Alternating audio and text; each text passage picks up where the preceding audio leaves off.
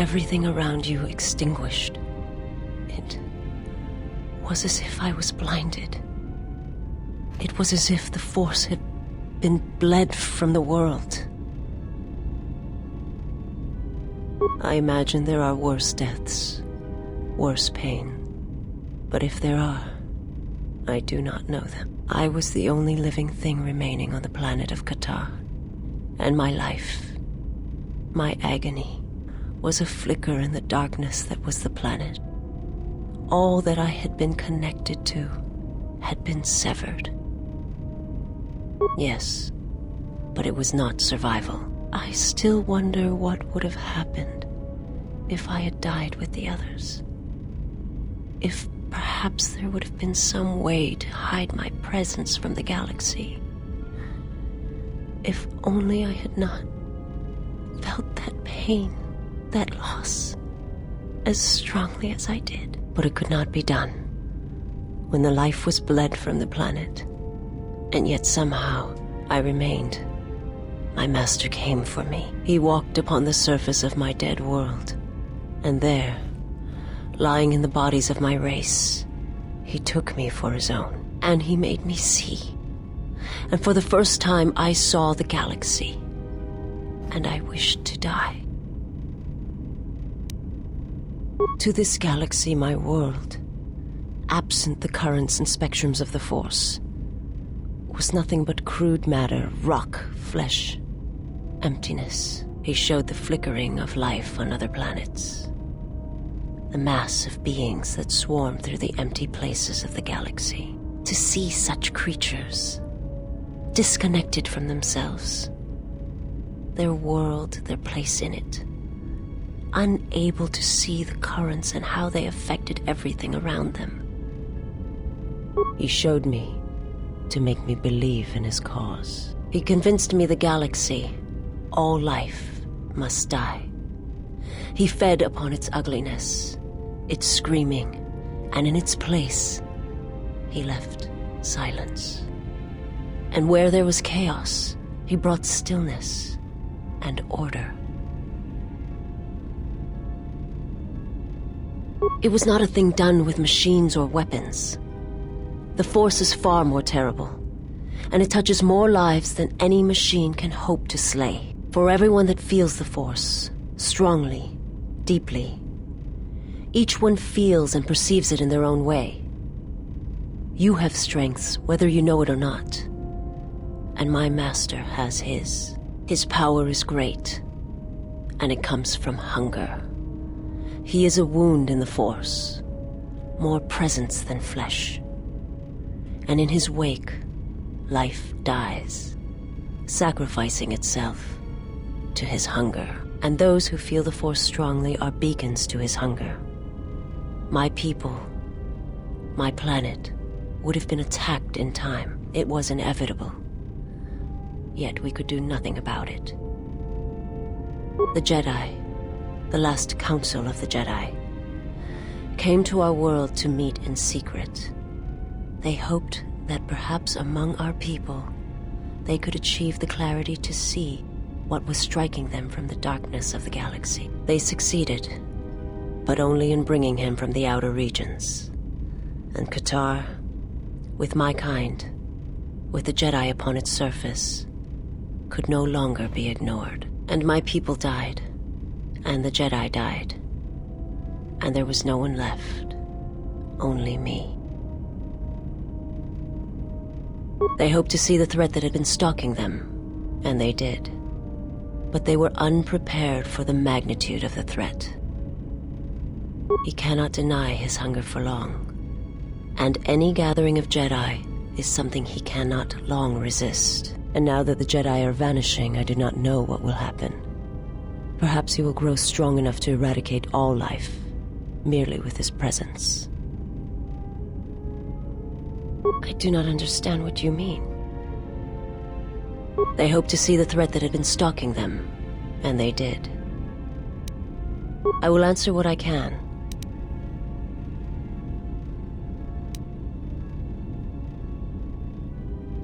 I am not familiar with the place you speak of. My master has not entered Republic space for some time. But there are others who may move more freely, who may have been responsible for such an act of destruction. There are many factions within the Sith, all seeking to take what little remains in the wake of the Jedi Civil War. Where one moves, it is not always known to the others. But their purpose is the same: the death of all Jedi, everywhere. They believe you are the last of the Jedi, and their hatred of the Jedi unites them. All their eyes are upon you, and it is a terrible, quiet darkness that pursues you.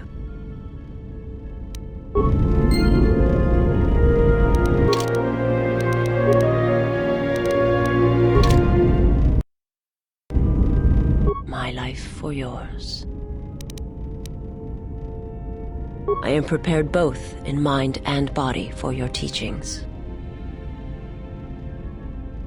I understand now. Such a form will increase my skills and my use to you.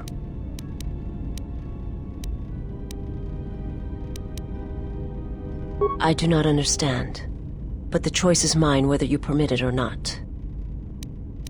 I will answer what I can.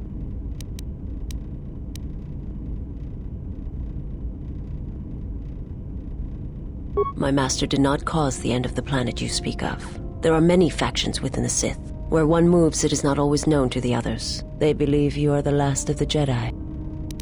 I will answer what I can. My people once had the power to perceive events, to see through the Force. That sight may manifest itself in many ways, and at times, I may affect the abilities of others to see as well. My sight has been damaged. What I have taught you, it is not the full extent of the perceptions of my people. My master, when he showed me my world, showed it to me as it is. It hurt. And since that moment, it has been difficult to perceive the Force as I once did. But after traveling with you, I feel that perhaps there was a gift in it, hidden beneath the pain. Only when one suffers do certain truths become evident, both of the galaxy and of the self. And I feel you are an example of this. It is difficult to explain. It is something that must be experienced if it is to be understood. My life for yours. I am prepared for whatever you wish to teach me. I understand now. I shall practice what you have taught me. My life for yours. I am prepared for whatever you wish to teach me. I understand now. My life. I am prepared. I understand now. My life. I will. It is difficult to explain.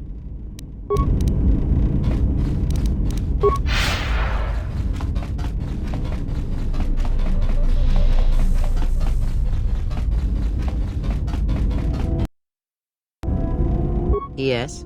Have you come with questions? That is something we will leave. Ask.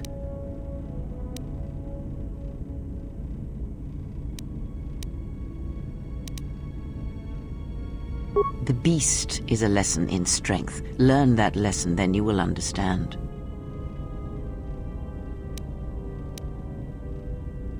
The beast's strength is prodigious, and you can learn much from it, or draw upon it. His life can be a beacon in the dark places of the galaxy where there is no life. Speak with him, discern his nature. Perhaps then it will become clear. Ask. There is nothing wrong with my sight, if that is your question. I see all that I need. Though the seeing of things flesh and blood has failed me some time ago, they were distractions only.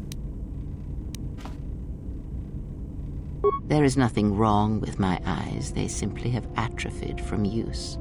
They are adequate to distinguish shapes, silhouettes, If need be, I could heal them, restore my sight, but sight can prove a distraction.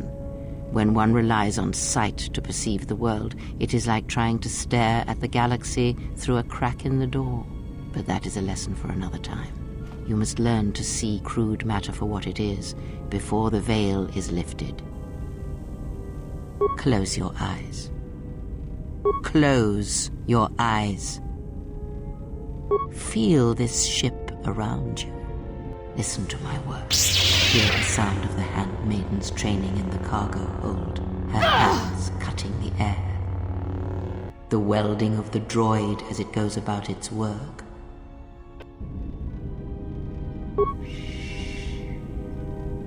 Now stretch out. Hear the rumble of hyperspace, the hum of the hyperdrive. Ignore distractions and focus on my voice. The breathing of the blinded one as she meditates in the dark. Now, listen deeper, past her breathing, and listen. As my feet walk from the ashes of Carth, I shall not fear, for in fear lies death, and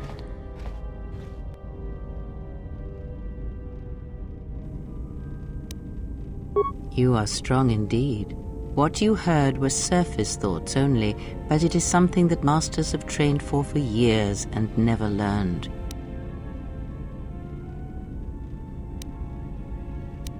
That is not the real question you should ask. Is such listening enough to perceive the world around you? It is not, because to listen to the thoughts of another is much like attempting to see the universe only with your eyes. It is equally limiting. Now leave me be. I must rest. Yes? Ask.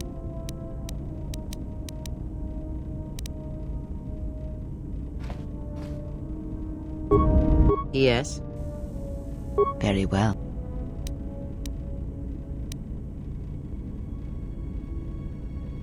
When I spoke of sight before, there is a similar handicap that tends to occur among those strong in the Force. They neglect their skills. Some believe they no longer need them. The greatest wielders of the Force are those that maintain some grounding to the more physical realities of the universe. Some wielders of the Force have mastered piloting, others the ability to fix and repair and build, from simple moisture vaporators to more complex machines such as droids and vehicles. One's ability to understand the human body and its ailments, for example, can make your powers within the Force more complete, more powerful, when you attempt to repair the cellular damage of another. And others have mastered the more subtle work of politics, persuasion. Do not doubt that a galaxy may be conquered with words, a republic overthrown, and an empire made. When such skills are honed, one's abilities with the Force become that much stronger. My warning to you is this: do not rely on your companions to compensate for your weaknesses in skill. There will be times they will not be there to help you when needed. What skill would you say is your greatest strength?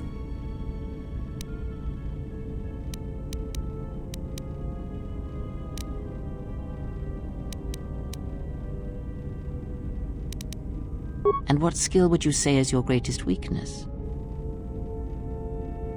Then my task before you is this: take your greatest weakness, devote effort to it, strengthen it, and I will show you how it shall strengthen your power in the Force. As you learn and train and test yourself against the galaxy, all your skills have a chance to improve and grow as well. When you devote some of that training to your weakest skill, you will know.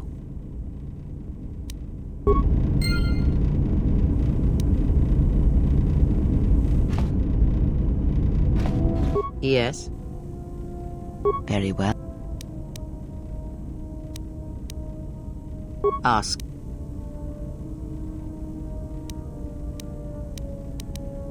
Ignorance. And perhaps they do not remember or care.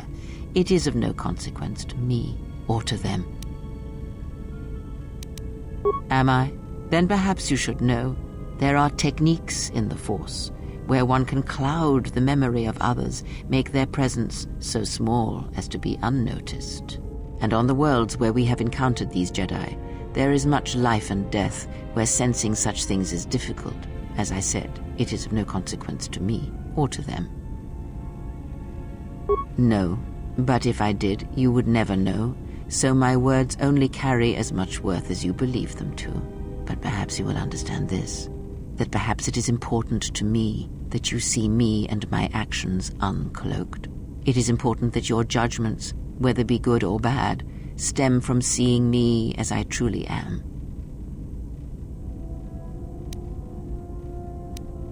Then you are learning quickly. Distrust is an effective shield and should be carried always.